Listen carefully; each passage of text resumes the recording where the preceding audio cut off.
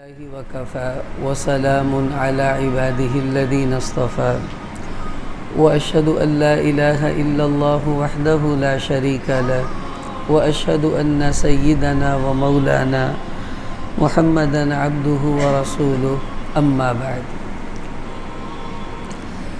عید قربان بالکل قریب آ رہی ہے۔ گزشتہ درس ہمارا بھی اسی حوالے سے ہوا تھا کہ قربانی کن کن لوگوں پر واجب ہے۔ آج کا درس قربانی کے جانوروں کے حوالے سے ہے کہ ہم نے قربانی کا جانور خریدنا ہے تو ہمیں پتہ ہونا چاہیے کہ جانور میں کون کون سے ایسے عیوب ہیں جن کی وجہ سے ہماری قربانی نہیں ہوگی، تو ایسا جانور ہم نہیں خریدیں۔ دیکھیں، دنیا میں ہمیں کسی کو تحفہ دینا ہو تو ہم بازار سے اچھی چیز تلاش کرتے ہیں، اگر وہ کوئی غیر مناسب ہو یا خراب ہو تو ہم وہ نہیں لیتے۔ اسی طرح قربانی کا جانور یہ اللہ تعالیٰ کے حضور ایک تحفہ ہے جو بندہ پیش کر رہا ہوتا ہے اللہ کو راضی کرنے کے لیے۔ اب جب وہ جانور خریدنا ہے تو یوں سمجھ لیں کہ جیسے کسی عزیز کو تحفہ دیں تو اچھی سے اچھی چیز خریدتے ہیں، اب اللہ کو تحفہ دینا ہے تو بھی اچھے سے اچھا جانور ہونا چاہیے۔ اب جب جانور خریدنے جائیں گے، سب سے پہلی بات تو ہمیں یہ دیکھنا ہے کہ جانور کی عمر کیسی ہے، کیونکہ حدیث میں آتا ہے کہ لا تذبحوا الا مسنہ، کہ تم نے مسنہ جانور ذبح کرنا ہے اور جانور ذبح نہیں ہوگا۔ اب مسنہ کس کو کہتے ہیں؟ مسنہ کا ترجمہ ہے پختہ عمر والا، یعنی وہ عمر جس میں آ کر جانور قربانی کے قابل ہو جاتا ہے۔ اب وہ بکرے میں 1 سال ہے، گائے میں 2 سال ہے اور اونٹ میں 5 سال ہے۔ تو یہ وہ عمریں ہیں جن کو حدیث میں مسنہ کے لفظ سے تعبیر کیا گیا ہے۔ اب بعض لوگ اس کا ترجمہ کرتے ہیں کہ اس کا معنی ہے دوندہ، کہ دوندے کی قربانی ہوگی۔ پختہ عمر والا ہوتا ہی وہ ہے جو دوندہ ہوتا ہے۔ مثلا جب بکرا 1 سال کا ہو جائے تو وہ دوندہ بھی ہو جاتا ہے، گائے 2 سال کی ہو وہ دوندی بھی ہو جاتی ہے، اسی طرح اونٹ 5 سال کا ہو وہ دوندہ ہو جاتا ہے۔ اب مسئلہ یہ نہیں ہے کہ اس کا دوندہ ہونا قربانی کے لیے شرط ہے، بلکہ اس کی عمر کا پورا ہونا قربانی کے لیے شرط ہے۔ دوندہ ہونا یہ علامت ہے، جیسے احتلام ہونے سے بچہ بالغ ہو جاتا ہے، لیکن اگر اس کی عمر 15 سال ہو گئی ہے، اب احتلام نہیں بھی ہوا تو وہ شریعت میں بالغ شمار ہوگا، اب اس پر نماز اور دوسرے احکامات فرض ہو جاتے ہیں۔ اسی طرح بکرا 1 سال کا ہو گیا، گائے 2 سال کی ہو گئی، اونٹ 5 سال کا ہو گیا، لیکن ابھی تک دوندہ نہیں ہوا تو کوئی بات نہیں، اصل اس کی عمر کا اعتبار تھا، عمر پوری ہے آپ اس کی قربانی کریں۔ اگر وہ دوندہ نہیں بھی ہوا تو اس کی پرواہ نہیں کرنی چاہیے، تو اس لیے سب سے پہلے عمر دیکھنی ہے کہ ان کی عمر ٹھیک ہے، لیکن عمر میں اعتبار جانور کے مالک کا ہوگا، بیپاری کا اعتبار نہیں کرنا، کیونکہ بیپاری ایک تو اس نے پالا نہیں ہے، دوسری بات یہ کہ وہ اللہ کے بندے جھوٹ بہت بولتے ہیں اور عمروں میں بھی جھوٹ بول جاتے ہیں۔ اگر تو وہ جانور جس سے آپ خرید رہے ہیں وہ اس کا مالک ہے اور وہ کہہ رہا ہے کہ بھائی اس کی عمر اتنی ہو گئی ہے تو اس کا ہمیں اعتبار کرنا چاہیے، بیپاریوں کا اعتبار نہ کریں، پھر دوندہ ہونا ہی دیکھنا پڑے گا، ورنہ بہت گڑبڑیں یہ لوگ کر دیتے ہیں۔ اس کے بعد یہ دیکھیں کہ قربانی کے جانور متعین ہیں، ان کے علاوہ کوئی اور جانور قربانی میں نہیں ہو سکتا۔ مثلا بکرا بکری، دمبا دمبی یہ ہو گیا، اسی طرح گائے بیل وغیرہ یہ ہو گیا، اور گائے بیل کے اندر ہی یہ جو بیل کے ساتھ کٹا یا بھینس وغیرہ یہ بھی اسی میں شامل ہیں۔ دیکھیے ایک بات یاد رکھیں، یہ جو بھینس ہے یہ کوئی الگ مخلوق نہیں ہے، یہ گائے ہی کی ایک قسم ہے جو عرب میں نہیں پائی جاتی تھی، ہمارے علاقوں میں پائی جاتی تھی، اور اب بھی عرب میں بھینسیں نہیں ہیں، کیونکہ وہاں چارہ نہیں ہوتا، جہاں چارہ ہوگا یہ وہاں رہتی ہے۔ گائے تو خود بھی گھوم پھر کے اپنا گزارا کر لیتی ہے، لیکن بھینس سے چل پھر کر گزارا نہیں ہوتا، اس بیچاری سے چلا بھی نہیں جاتا ہے۔ تو اس کو فارسی میں کہتے ہیں گاؤ میش، اور فارسی میں گائے کو ہی کہتے ہیں، تو اس کا مطلب ہے یہ گائے ہی ہے، یہ کوئی الگ مخلوق نہیں ہے۔ بہت سے لوگ کہتے ہیں کہ یہ جی حضور کے زمانے میں تھی نہیں تو حضور نے اس کی قربانی نہیں کی۔ تو حضور کے زمانے میں تو ہماری ساہیوال نسل کی گائے بھی نہیں تھی، تو اس کی قربانی بھی نہیں ہونی چاہیے۔ تو ہم کہتے نہیں یار یہ تو گائے ہی ہے، تو یہ بھی گائے ہی ہے، بس بیچاری کا رنگ کالا ہے اور کیا ہے۔ اب جیسے حبشی بھی انسان ہے، انگریز بھی انسان ہے، ہم لوگ بھی انسان ہیں، تینوں کے رنگ کا فرق ہے، بندے بندے ہی ہیں سارے۔ اسی طرح رنگ کا فرق ہے، یہ بھی گائے ہی کی قسم ہے، کوئی الگ مخلوق نہیں ہے۔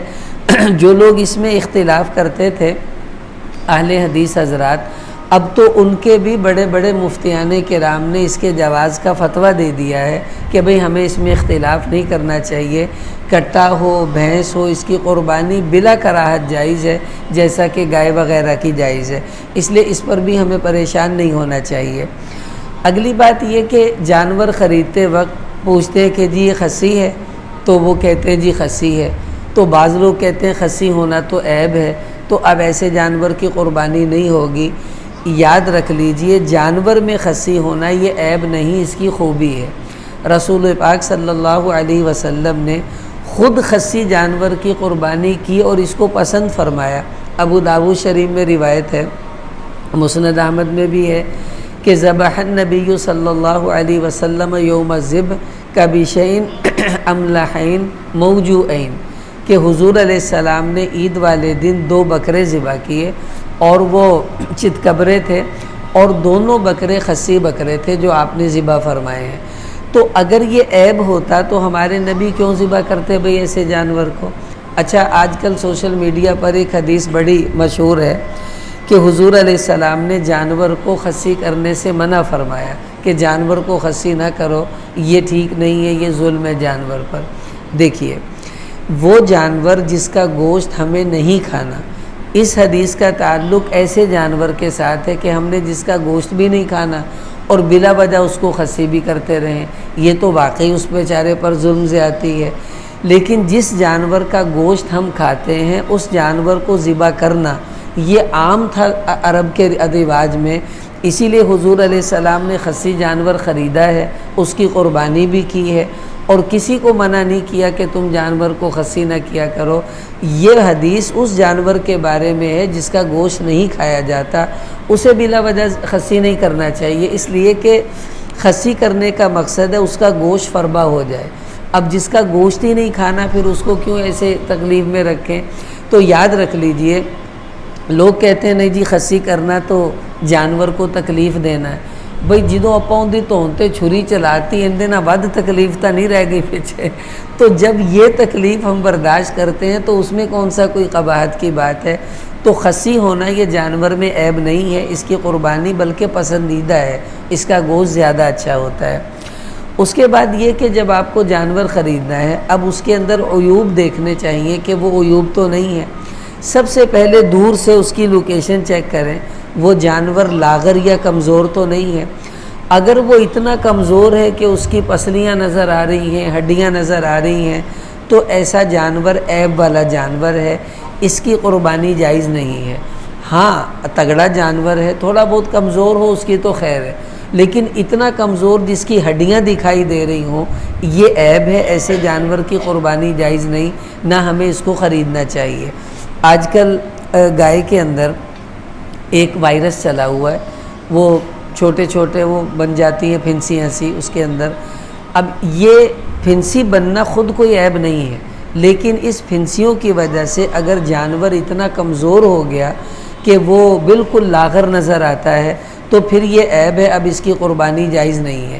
لیکن اگر اس کی صحت ٹھیک ہے اور پھنسیاں وغیرہ نکلی ہیں تو یہ قربانی کے لیے تو عیب نہیں، لیکن آپ کو چاہیے پہلے کسی ڈاکٹر سے مشورہ کر لیں۔ اگر اس پھنسیوں کی وجہ سے اس کے گوشت میں اس کا اثر چلا جائے گا اور کھانے والے پر بھی اس کے اثرات ہوں گے تو پھر ایسے جانور کی قربانی بھی جائز نہیں ہوگی، کیونکہ جس جانور کا گوشت ہی ہم نہیں کھا سکتے پھر اس کو ذبح کرنے کا فائدہ کیا؟ تو اگر یہ ایسی بیماری ہے جو صرف کھال میں رہتی ہے، گوشت میں نہیں جاتی، پھر تو خیر ہے۔ اگر گوشت میں بھی چلی جائے تو پھر ایسا جانور مت خریدیے، یہ بھی عیب ہے آج کے زمانے میں، اس کی قربانی پھر نہیں ہوگی۔ اس کے بعد یہ دیکھیں کہ جانور کے سینگوں کا مسئلہ رہتا ہے۔ دیکھیں اگر کسی جانور کے سینگ ہیں ہی نہیں تو کوئی بات نہیں، اس کی قربانی جائز ہے۔ جیسا اونٹ ہے، اونٹ کے سینگ نہیں ہوتے لیکن اس کی قربانی ہوتی ہے، حضور نے بھی کی ہے۔ اگر اس کے سینگ ہیں لیکن چھوٹے چھوٹے ہیں تو بھی کوئی بات نہیں، سینگ ہیں لیکن ٹوٹ گئے ہیں تو سینگوں کا ٹوٹ جانا یہ کوئی عیب کی بات نہیں ہے، تھوڑا بہت ٹوٹ گیا ایک یا دو تب بھی کوئی حرج نہیں۔ لیکن اگر وہ اتنا ٹوٹ گیا کہ اس کی جڑ بھی باہر نکل آئی ہے، جس کو ہماری زبان میں کہتے ہیں میخ نکل گئی ہے، تو اگر اس کی جڑ سمیت وہ سینگ باہر آ گیا ہے، اب اس کی قربانی جائز نہیں ہے، یہ عیب ہے۔ لیکن اگر اس کی جڑ موجود ہے، اوپر سے چاہے آپ نے خود کاٹا ہے یا ٹوٹ گیا ہے تو یہ عیب شمار نہیں ہوتا، اس کی قربانی بلا شبہ جائز ہوگی، آپ اس کو کر لیجئے۔ اس کے بعد یہ دیکھیں کہ جانور کی آنکھوں کو چیک کریں، اگر اندھا ہے تو اس کی قربانی نہیں ہوگی، کانا ہے، ایک آنکھ ٹھیک ہے دوسری خراب ہے، یہ بھی عیب ہے، اس کی قربانی بھی نہیں ہوگی۔ اگر دونوں آنکھیں ٹھیک ہے لیکن بس تھوڑا بہت بھینگا ہے تو کوئی بات نہیں، ہم نے کون سا اس سے ڈرائیونگ کروانی ہے، تو بھینگا ہو تو کوئی حرج کی بات نہیں ہے۔ لیکن کانا یا اندھا ہونا یہ عیب ہے، بھینگا ہونا جانور میں عیب نہیں ہوگا، اس کی آپ قربانی کر لیجئے۔ پھر جانور کے کان دیکھیں، اگر تو اس کے کان پیدائشی طور پر نہیں ہیں تو یہ عیب ہے، ایسے جانور کی قربانی نہیں ہوگی۔ اگر اس کے کان ہیں لیکن چھوٹے چھوٹے ہیں تو کوئی بات نہیں، کان چھوٹا بڑا ہونا یہ اللہ کی تقسیم ہے، اس کی قربانی بھی ہوگی۔ لیکن اگر اس کا کان کٹا ہوا ہے ایک یا دونوں، تو اب دیکھیں کتنا کٹا ہوا ہے۔ اگر تو وہ کان آدھا کٹ چکا ہے یا آدھے سے زیادہ کٹا ہوا ہے تو یہ بھی عیب ہے، ایسے جانور کی قربانی نہیں ہوگی۔ اگر آدھے سے کم کٹا ہوا ہے تو کوئی حرج کی بات نہیں، ایسے جانور کی قربانی کی جا سکتی ہے، یہ عیب شمار نہیں ہوگا۔ تو کانوں کو اچھی طرح چیک کر لینا چاہیے، بعض اوقات اندھیرے میں انسان کا دھیان ان چیزوں پر نہیں جاتا اور گھر آ کر دیکھتا ہے، پھر پتہ چلتا ہے یہ عیب ہے، اب وہ بندہ بھی گیا اور آپ بھی پریشان ہوں گے۔ تو پہلے ہر چیز کو آپ اچھی طرح دیکھ لیجئے۔ اس کے بعد جانور کے دانت چیک کیجئے، اگر تو اس کے سارے دانت نہیں ہیں تو یہ عیب ہے، اس کی قربانی نہیں ہوگی۔ اگر اس کے اکثر دانت نہیں ہیں یہ بھی عیب ہے، اس کی قربانی بھی نہیں ہوگی۔ اگر اس کے تھوڑے بہت دانت ٹوٹے ہوئے ہیں تو کوئی حرج کی بات نہیں۔ اس کا اصول یہ یاد رکھ لیں، اگر جانور دانتوں سے چارہ وغیرہ چبا کر کھا لیتا ہے تو ایسا جانور عیب والا نہیں ہے، مطلب اس کے اتنے دانت ہیں کہ وہ چارے کو چبانے کے لائق ہے تو پھر تو ٹھیک ہے، آپ اس کی قربانی کر لیجئے۔ تو اسی وجہ سے جس کے اکثر دانت ٹوٹے ہوئے ہوں گے وہ چارہ چبا نہیں سکے گا، یہی نشانی ہے کہ یہ جانور عیب والا ہے، اب آپ اس کی قربانی مت کیجیے۔ تھوڑے بہت 2 4 5 دانت ٹوٹے ہوئے ہیں، اس کا کوئی مسئلہ نہیں ہے، یہ تو عموماً جانوروں میں رہتا ہے، کوئی دوندا ہے، کوئی تگا، کوئی چوگا، کوئی چھگا، جو یہ ہوتے ہیں تو 2 4 5 6 دانتوں کا کوئی اتنا مسئلہ نہیں ہوتا۔ اس کے بعد آپ کو جانوروں کے تھن چیک کرنے ہیں۔ دیکھیں بکری جو 2 تھن والے جانور ہیں ان کا اگر ایک تھن بھی نہیں ہے یا سوکھا ہوا ہے، دودھ وغیرہ نہیں وہ دیتی تو یہ عیب ہے، اس کی قربانی نہیں ہوگی۔ اگر 4 تھن والا جانور ہے جیسے گائے وغیرہ تو دیکھیں کہ اگر اس کا ایک آدھ تھن وہ سوکھا ہوا ہے یا کٹا ہوا ہے تو یہ عیب نہیں ہے، اس کی قربانی ہو جائے گی۔ اگر اس کے 2 یا اس سے زیادہ تھن سوکھے ہوئے ہیں یا کٹے ہوئے ہیں تو یہ عیب ہوگا، ایسے جانور کی قربانی نہیں ہوگی۔ اس لیے اس کے تھن بھی اچھی طرح ہمیں دیکھ لینے چاہیے، کبھی بعد میں پریشانی ہو، اس میں مسائل ہوتے ہیں۔ اس کے بعد اس کی دم چیک کریں، جس کو ہماری زبان میں پوچھل کہتے ہیں۔ اگر جانور کی دم ہے ہی نہیں، پیدائشی ہی نہیں ہے، یہ عیب ہے، اس کی قربانی نہیں ہوگی۔ ایسی وہ دمبا چکلی والا ہوتا، اس کی چکلی نہیں ہے تو یہ بھی عیب ہے، ایسا جانور مت لیجیے۔ لیکن اگر اس کی دم ہے لیکن چھوٹی ہے تو کوئی بات نہیں، دم کبھی بڑی ہو جاتی ہے کبھی چھوٹی ہوتی ہے، یہ عیب نہیں ہے۔ اور اگر اس کی دم کٹی ہوئی ہے تو اب وہی اصول یاد رکھ لیں کہ آدھی یا اس سے زیادہ کٹی ہے تو یہ بھی عیب ہے جانور میں، اس کی قربانی نہیں ہوگی، مت لیجیے۔ اگر آدھی سے کم کٹی ہوئی ہے تو کوئی حرج کی بات نہیں، ایسے جانور کی قربانی ہو جائے گی، آپ لے لیں گے، عیب شمار نہیں ہوگا۔ اس کے بعد جانور کی ٹانگیں چیک کیجیے۔ اب ظاہر ہے سب کی 4 ٹانگیں ہوتی ہیں، تو اگر اس کی ایک ٹانگ نہیں ہے مطلب کٹی ہوئی ہے تو یہ عیب ہے، اس کی قربانی نہیں ہوگی، بھلے وہ بکری ہے یا بڑا جانور ہے۔ اگر ٹانگیں تو چاروں ہیں لیکن ایک ٹانگ زخمی ہے تو اب آپ یہ دیکھیں جب وہ چلتا ہے تو کیا وہ چوتھی ٹانگ زمین پر لگاتا ہے یا نہیں لگاتا؟ اگر تو زمین پر وہ پاؤں لگاتا ہے، اگرچہ لنگڑا کر چلے وہ کوئی بات نہیں ہے، اگر وہ چاروں پاؤں زمین پر لگا لیتا ہے تو یہ عیب نہیں ہے، تھوڑا سا بیچارہ بیمار ہے صحیح ہو جائے گا۔ لیکن اگر وہ 3 پاؤں پر چلتا ہے، چوتھا پاؤں زمین پر لگاتا ہی نہیں ہے، تو ایسا جانور اگر قربانی تک ٹھیک ہو گیا، پاؤں لگانے لگ گیا، پھر تو ٹھیک ہے قربانی ہو جائے گی۔